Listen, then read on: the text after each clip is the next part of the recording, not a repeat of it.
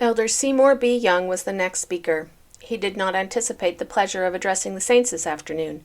I desire your faith and prayers and attention. The meetings of the saints are really feasts of good things. This is really a time of schooling to the latter-day Israel. In the time of Joseph the prophet, there were many scenes of trial, through which the saints were required to pass, and it seems to be necessary for the establishment of the church that the people should pass through them. On the very announcement that God had spoken, the powers of evil were aroused, and the youthful prophet had to contend with them as best he could. When persecution raged, he called upon a little band of saints to go to Missouri in the year 1884. This band was called Zion's Camp, and such has been their appellation to the present time. 10 of their number are still alive on this earth.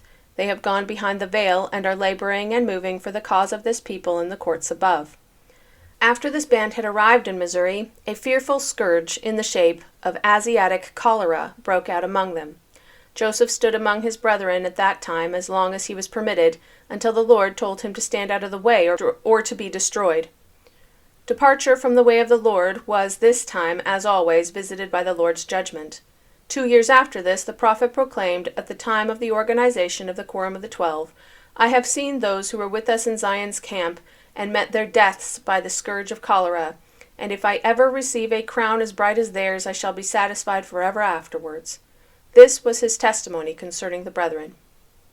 The people were afterwards called to pass through persecution, but it is a fact that the Lord at this time was near his people.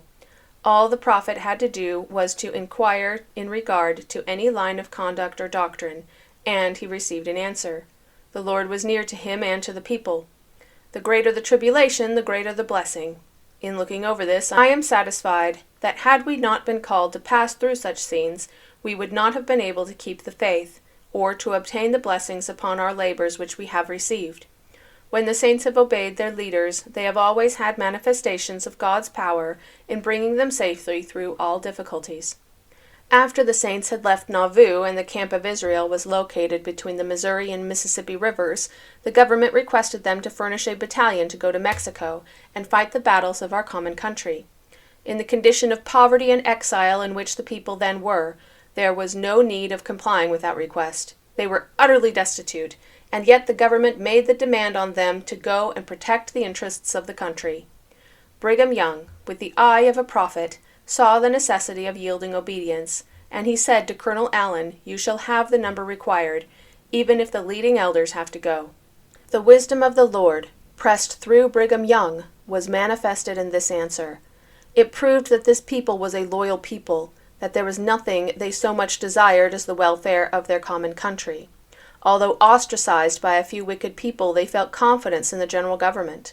They proved that they loved the Constitution for which our fathers had bled and died, and they went cheerfully to defend the interests of the country and to plant the flag of our country on disputed soil.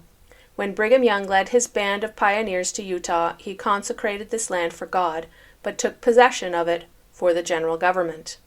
The first petition formulated and presented was for a railroad to connect us with the eastern states, also for a telegraph line. A state constitution was framed, and admission asked into the Union as a state. The saints know that this great nation was founded by inspiration of God. However the laws may be perverted, whoever may be the president of the Union or governor over the states and territories, whether the judges be wise or unwise, we know that God has his hand over this continent. He has prepared it to be a place of refuge to all the oppressed and downtrodden. God had a people in this land many hundreds of years ago. The brother of Jared led a colony into it, and they became a great nation. But they also grew strong in iniquity and were swept away, for God would have this land inhabited by a righteous people. So with the colony that came here, led by Father Lehi 600 years before Christ. They were finally overthrown by their brethren, the Lamanites, who were a numerous people upon the discovery of this country by Columbus. We believe that Columbus came here through being inspired by God. We know from whence everything that is good comes to this great and goodly land. It comes from God.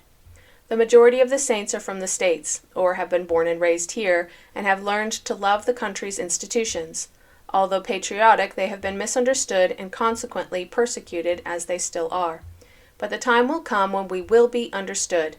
The gospel is being proclaimed everywhere, Everything is being done to further the cause of God. Many will be faithful and true until the Lord comes to gather his jewels.